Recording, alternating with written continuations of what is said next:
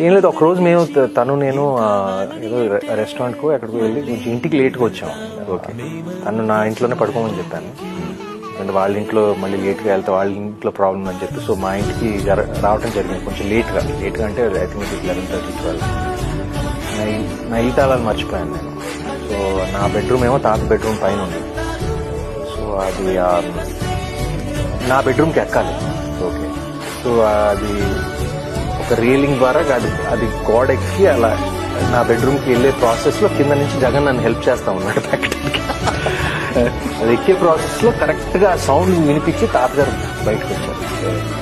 ఆయన కట్ చేస్తే నేను పైన, జగన్ ఏమో నన్ను హెల్ప్ చేయటం.